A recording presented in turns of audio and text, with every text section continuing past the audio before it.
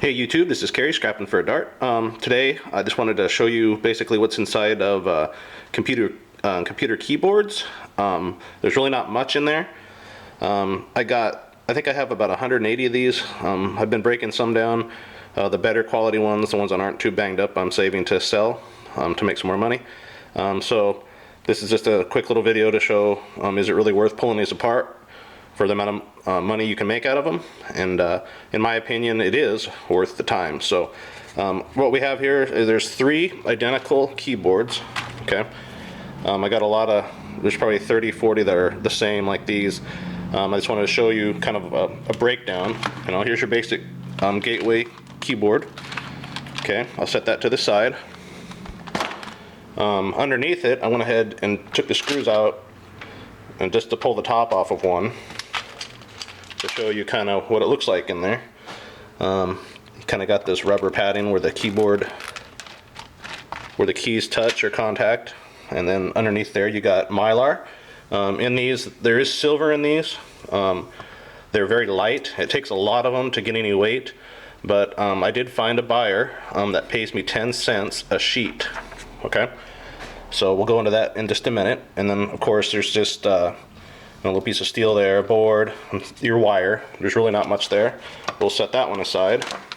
And this one here I went ahead and pulled apart completely to show you. Of course there's just a few screws. There's your plug end. Sometimes these are the USB type, which will have the gold in them, so you make sure when I cut those off and put those in a different bin. This here will just go in my dirty brass bucket, or my plug bucket. There's the wire right here that I cut. And then we'll open this one up, and like I said, I went ahead and pulled everything apart. Again, there's this rubber contact deal, not sure what it's called, but, and then there's a little tiny piece of brass where the wire was grounded. I cut that off. I'll put that in with my brass.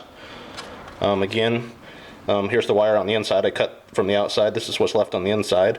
And also on these, every one of them has a little piece of iron, or a ferrite little ring.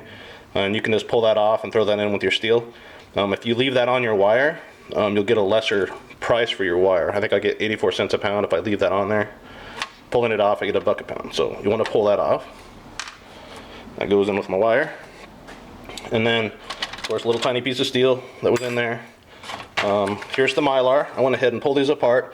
All Mylar, pretty much from what my experience is, there's 2 sheets in every one, and in the center there's a clear piece of plastic. Whatever your buyers do, they might buy it all together, but mine does not take the clear piece in the middle, so you just have to pull this piece out, and I'll just throw that in the garbage.